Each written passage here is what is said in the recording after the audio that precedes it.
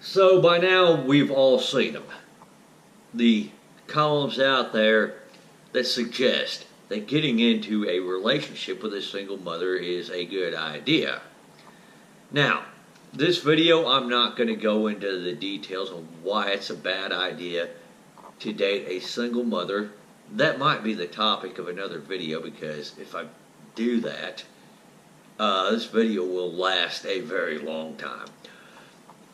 The point behind this video is to explain to you that the authors of these columns, blogs, be it intentionally or not, are not looking out for your best interest. They're giving you very bad advice.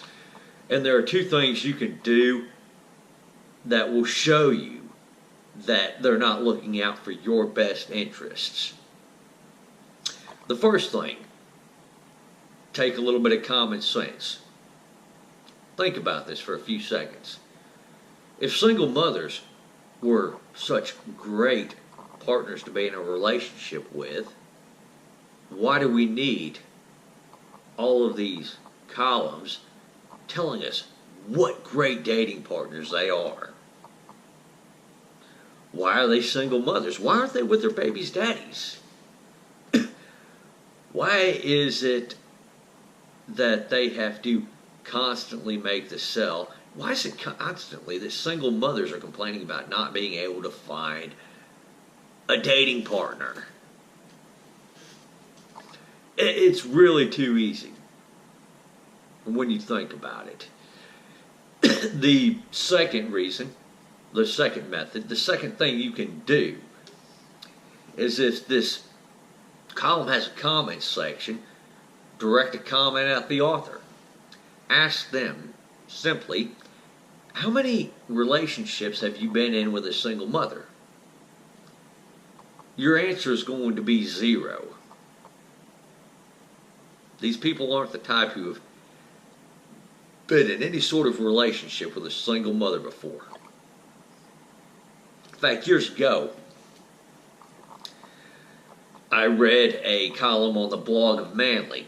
This column said that, guys, you just need to man up and put that ring on and get married to that single mother finally.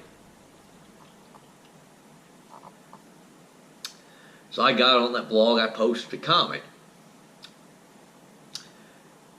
Said this was a bad idea. This was very bad advice the author was giving to his readers. I broke down several reasons of why dating a single mother was a bad idea. Why marrying a single mother was a very bad idea. I got a response from the author. I don't think he liked what I had to say too much. Let's put it that way. My response to the author, I asked him, well, was he in a relationship with a single mother? Was he married to a single mother right now? Well, he was married, but it wasn't to somebody who was a single mother. However, his sister is a single mother. This man is beholden to his sister, obviously, not his readers.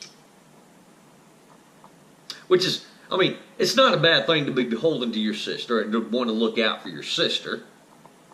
However,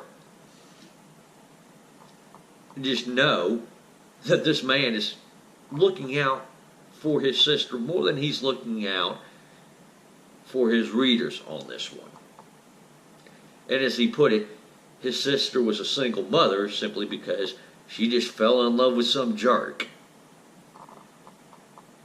Think about that for a second. One of his readers got married to a single mother and it didn't work out. How's he probably going to think about his reader? Oh yeah, as being some sort of jerk.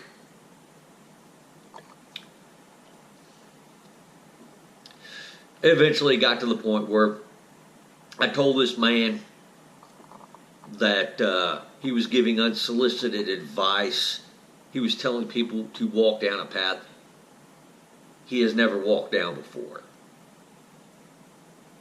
He's being very dishonest. He's giving, I shouldn't say very dishonest, but he's giving his readers bad advice, uninformed advice. Oh, and by the way, the comments I got from the single mothers who read that.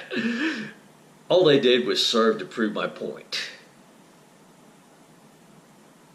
So, on that note, needless to say, I eventually got banned from that blog, commenting on the blog of Manly, period. Alright, but there was another article I found tonight, and I actually want to read this. This isn't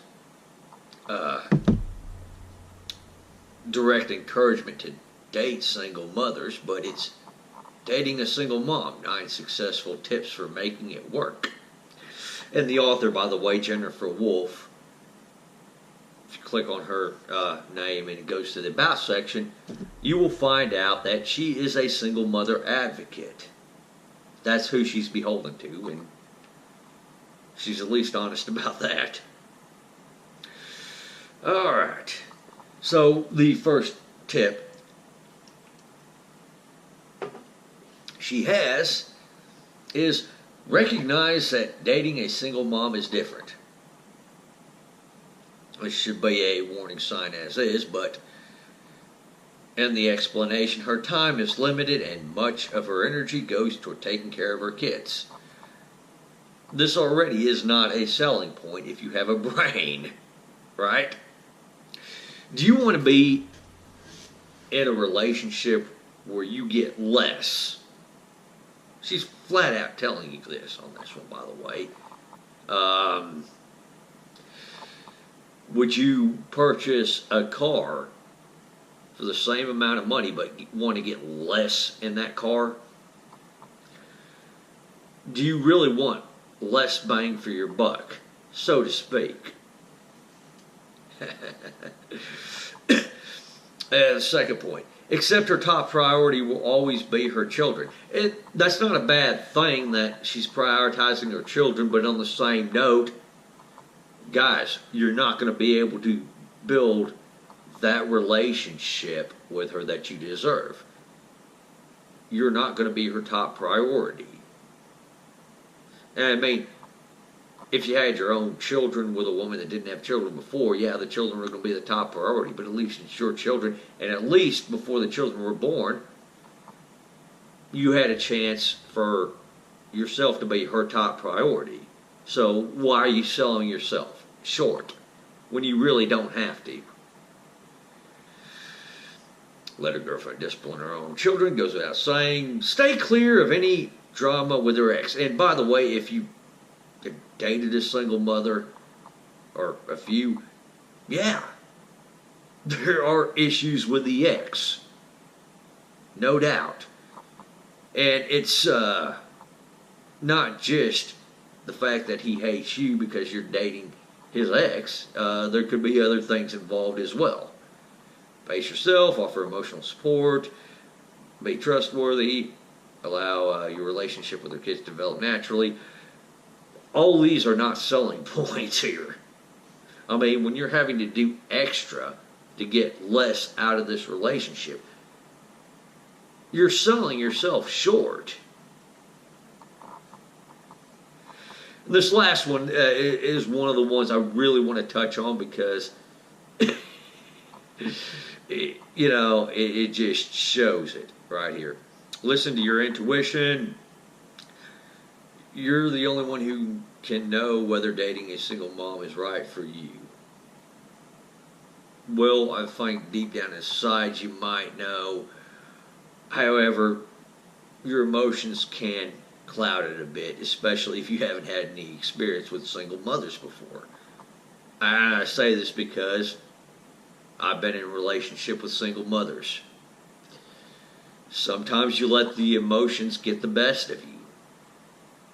And you date somebody, you get into a relationship with somebody who you really know is bad for you, but you stay in that relationship because you're listening to your own emotions versus taking a step back and thinking about this logically. Don't get caught up in listening to family members or friends who will try to discourage you or suggest she's just looking for a father figure. Now, It's a little bit more than just looking for a father figure for her child. But no, don't listen to your friends and family. They're not really beholden to you, unlike Jennifer Wolfe, who's totally beholden to you. Look, when your friends and family are suggesting something or telling you something, they might not always be right, but they are trying to look out for your best interest. And it usually is a good idea to listen to your friends and family. You don't always have to agree with them. Hell, I wish I'd listened to some friends and some family members before I married my ex-wife. That would have saved me a lot of trouble. Alright, so with that being said, guys, thanks for watching. Look, don't believe all these columns that you read. They're not always looking out for your best interest. Y'all take her easy out there.